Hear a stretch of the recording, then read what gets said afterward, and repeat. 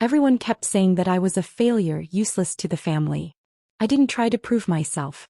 When the truth came out, there was no need to explain anything because the reality built in silence had become the loudest voice. It was said in the kitchen in such an ordinary tone, as if someone were announcing that we were out of milk. "You can't do anything," my uncle said. My mother kept her eyes lowered. My sister let out a small breath like she already knew this was coming. I was holding a cup of coffee, my hands warm, my heart cold. I didn't answer. Even that day I didn't try to prove myself.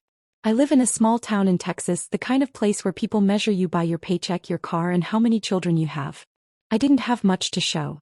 An average job, a modest apartment, and months where paying bills on time felt like an achievement. I had changed jobs twice. Once because the company shut down, another time because of layoffs. Each time my family said the same thing: "The problem is you." I never gave long explanations. I knew they weren't there to listen. So I worked. I woke up early, caught the bus, reviewed files at the office, straightened numbers. My work wasn't visible, but mistakes didn't happen either. That's the kind of competence people find boring, quiet correctness. Then my mother got sick. Suddenly, everyone remembered I existed. "Can you go to the doctor with her? Can you explain the insurance?" I went. I organized files, scheduled appointments, calculated copays. Even then, no one said I was useful. They only said, "You have plenty of time anyway." Around that same period, I started a certification program. Online. At night. I didn't tell anyone. I sat at my small desk, studied, took notes, and logged in even when exhaustion pressed down on me. It wasn't a dream. It was simply a path I could walk. I promised myself I wouldn't make noise this time. I would just finish the work. Months passed. I took the exam and passed. Then another. I spoke to my manager. He said, "We needed someone like you, we just didn't realize it." I smiled quietly. I watched my salary increase and didn't tell my family. I built an emergency fund little by little. For the first time I felt safe. One Sunday we were all together again. The same kitchen, the same sounds. My uncle asked, "Still the same situation?"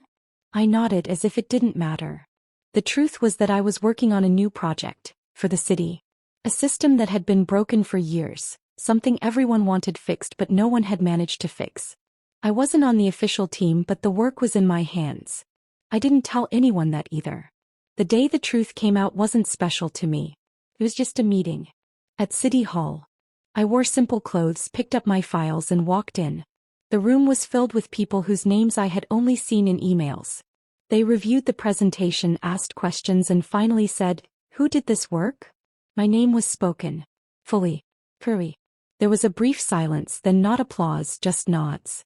That kind of acknowledgement doesn't make noise, but it lasts. That evening my family found out. Someone shared a link. Someone sent a screenshot. My mother called. Her voice was different. "We didn't know," she said. I replied, "I did." It wasn't harsh, just direct. The next day my uncle said, "We underestimated you." I said, "You never really saw me." This wasn't revenge meant to humiliate anyone. The real revenge was the time I invested in myself. The late nights. The quiet effort. The decisions where I chose myself. I learned that not every question needs an immediate answer. Sometimes the answer arrives on its own and takes a seat. Life didn't suddenly become easy. Bills still arrive. Work is still demanding. But I don't call myself a failure anymore. I removed that word from my language. I understand now that a family's judgment can change in a day, but losing respect in your own eyes is far more dangerous. A few weeks later we met again. The conversation was normal, but the air had shifted. Questions were asked more carefully. I realized that silence, too, can be a boundary, and when you place it correctly, it protects you. I never gave a long speech in the end. I just said, "I'm okay." I said it for myself. Because the truth is, when reality is built in silence, it doesn't need a raised voice to speak. It becomes the loudest voice on its own. If this story touched you, please like the video and subscribe to the channel. Your support helps bring more real, honest stories to life. Share it with someone who's quietly working on themselves. Thank you for watching, for listening, and for valuing strength that grows in silence.